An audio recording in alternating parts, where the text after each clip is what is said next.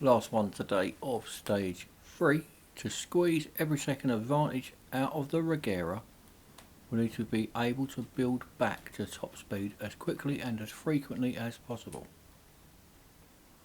Drive at least 203 km per hour at the 20-second mark and win.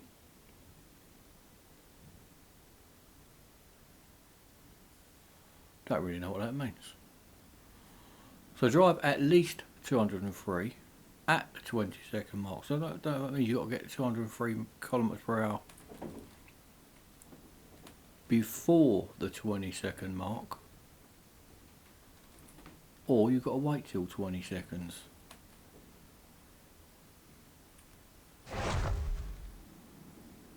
Right, elimination. Raw's donation. Maybe that's going to be on a bend. Drive at least 203 km per hour at the 20-second mark. So when it hits 20 seconds, it's going to check your speed then. So I bet that's going to be on a bend, isn't it? My memory's so rubbish I won't remember what speed you got with it.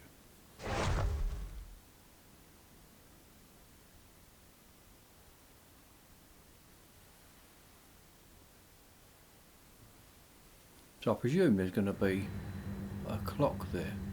Well, you got a timer up there anyway, haven't you? Cars look a bit different this time. Better get out of this view before I mess it all up, alright.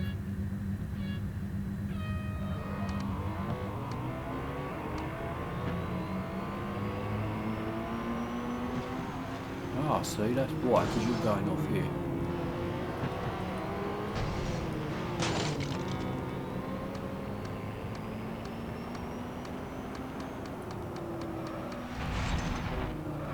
Right, now I never looked at that to see if I was doing 203 or not. So that is really forcing you to look at the clock.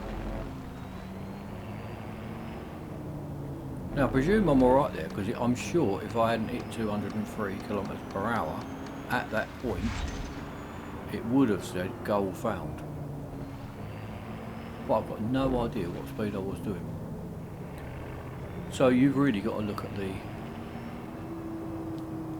Actually, let me just change that to cockpit view.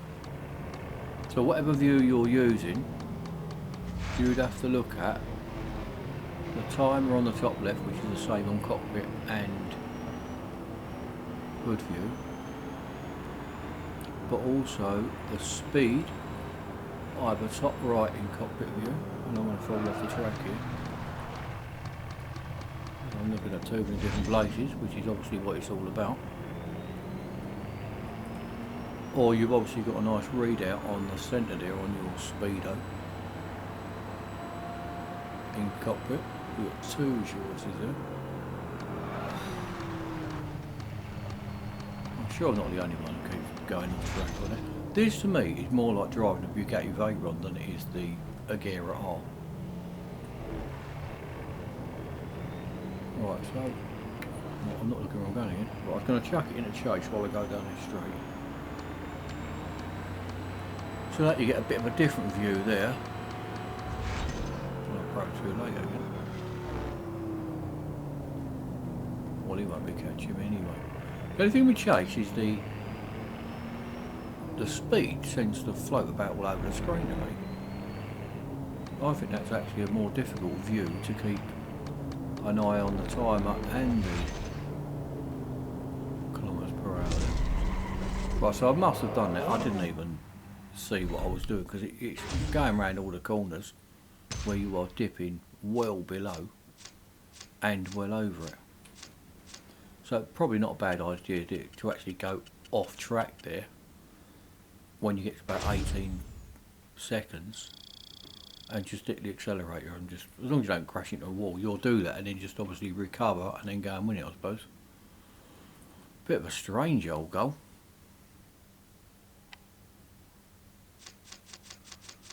I don't feel like I've really driven it at all today, and yet it needs a service already.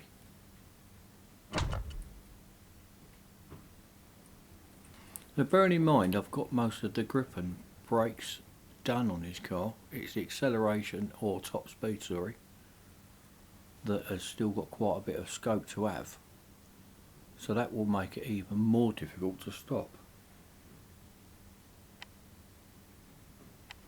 As I said before, this car is all about long runways and big long straights like Le Mans. And I can't really think of anywhere else it's going to be any good. Silverstone probably wouldn't be too bad. Mountain Panorama, that'd be alright. But the ones we're doing at the moment, Suzuka, were quite twisty. It doesn't really suit the car at all, I don't think. Imagine something like Dubai Oval on this thing. Right, 5 gold again. They're really stingy with this gold, aren't they? Fantastic work. Seems I was right to keep an eye on your career. From what I've heard, our mutual friend, Natalia, oh good, Natalia's back. She's better looking than her anyway. She got something for it, so we'll see you then. So, good luck. Have a nice rest of your Christmas day, and I'll see you tomorrow. Cheers.